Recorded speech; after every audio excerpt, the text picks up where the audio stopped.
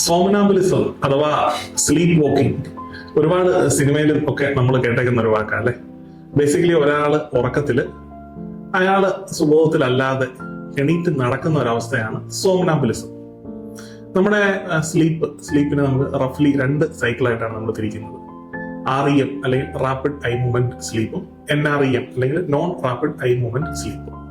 ഈ NREM ഫേസിൽ താരതമ്യേന ഒരു ഗാഠനിദ്രയിൽ ഉണ്ടാകുന്ന ഒരു സ്ലീപ്പ് ഡിസോർഡർ ആണ് സോമനാംബുലിസം അല്ലെങ്കിൽ നൈറ്റ് വാക്കിംഗ്. ജനറലി ഒരു വലിയ പ്രശ്നക്കാരനായ ഒന്നല്ല ഈ സോമനാംബുലിസം. സാധാരണ രീതിയിൽ നെർവസ് സിസ്റ്റത്തിന്റെ ഡെവലപ്മെന്റ് ഒക്കെ ഒന്ന് കംപ്ലീറ്റ് ആയി അല്ലെങ്കിൽ ആള് ഒരു അഡൽട്ട്ഹുഡിലേക്ക് എത്തിക്കഴിയുമ്പോൾ മിക്കവാറും ആളുകളിൽ യാതൊരു ട്രീറ്റ്മെന്റും ചെയ്യാതെ തന്നെ ഇത് മാറാറുണ്ട്. പക്ഷെ ഞാൻ നേരത്തെ പറഞ്ഞ പോലെ തന്നെ ഇത്തരം ഈ സോമനാംബുലിസം ഉള്ള കുട്ടികൾ നടന്ന് വീഴാതെ അത്തരം കാര്യങ്ങളൊക്കെ നമ്മളൊന്ന് ശ്രദ്ധിക്കേണ്ടതാണ്. എന്നാൽ ഒരുപാട് ഫ്രീക്വന്റ് ആയിട്ട് ഇത് സംഭവിക്കുകയാണെങ്കിൽ, അതായത് ആഴ്ചയിൽ 2-3 ദിവസമൊക്കെ ഇങ്ങനത്തെ ഒരു ഇൻസിഡന്റ് ഉണ്ടാകും